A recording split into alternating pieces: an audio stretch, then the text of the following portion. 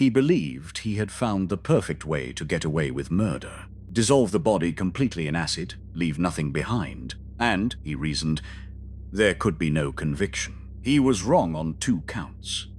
He had misunderstood the law, and he had badly underestimated what forensic science could pull out of a barrel of sludge. One small object he could not dissolve would convict him. George Haigh was charming, well-dressed, and chronically short of money. He had a history of fraud and forgery, and a talent for gaining the confidence of well-off people. He did not look like a killer, and that respectable surface let him get close to victims who had money he wanted. Hay's plan rested on a phrase from law that he had heard and misunderstood. He believed that without a body, the legal term being corpus delicti, a murder simply could not be proven.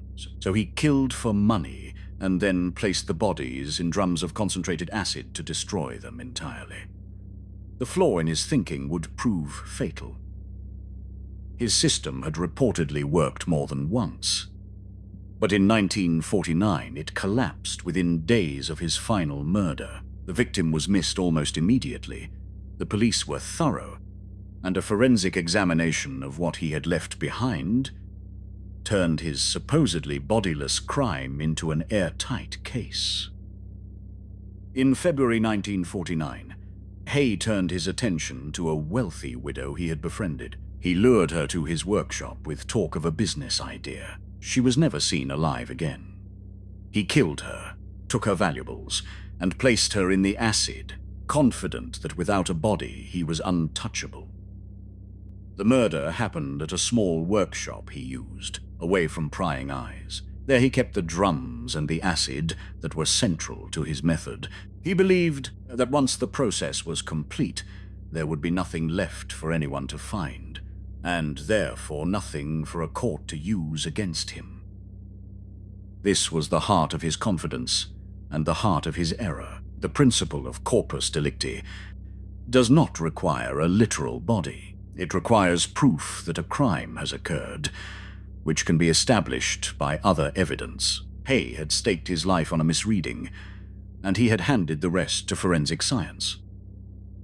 The widow was reported missing almost at once by a friend who refused to be reassured. Haigh, characteristically, inserted himself into the inquiry, even accompanying the friend to report the disappearance. But his story did not hold together, and police began to look closely at the plausible, helpful man at its center.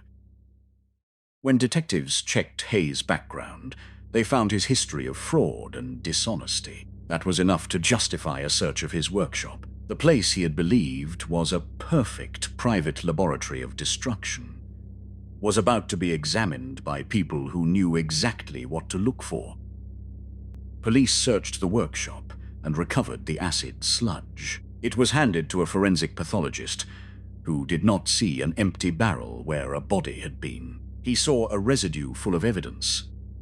Patiently, he sifted it, and what he recovered destroyed Hay's entire theory of the perfect crime. The pathologist examined the sludge in detail and recovered human remains. The acid had not fully consumed, including body fat, fragments of bone, gallstones, and part of a foot. Each was proof that a person had been there. But the most decisive object was something the acid could not touch at all. Among the residue was a set of dentures.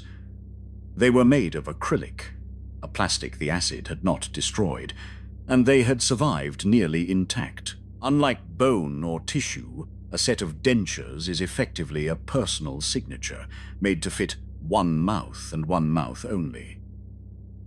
The victim's own dentist was able to identify the dentures as the ones he had made for her. That identification placed her, beyond doubt, in Hay's acid drums. The man who believed that no body meant no case had left behind the one object that could name his victim precisely. Facing overwhelming evidence, Haigh tried to present himself as insane, making lurid claims about his motives. The jury did not accept it. He was convicted of murder and hanged in 1949. His perfect method had lasted only as long as it took a pathologist to look closely at the residue. Haigh was linked to at least 6 killings. The number almost matters less than the lesson. The man had built his entire strategy on destroying evidence and was convicted by the evidence that destruction could not reach. Stones from a gallbladder and a set of false teeth. Haigh was defeated by 2 things. He misunderstood the law he was trying to outsmart, and he underestimated forensic science. Acid could erase flesh, but not a court's ability to prove a crime from what remained. The dentures he overlooked were stronger than his entire plan.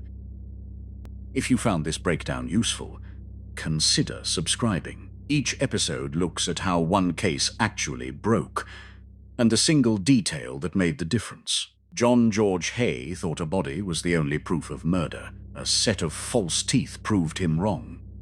Thanks for watching.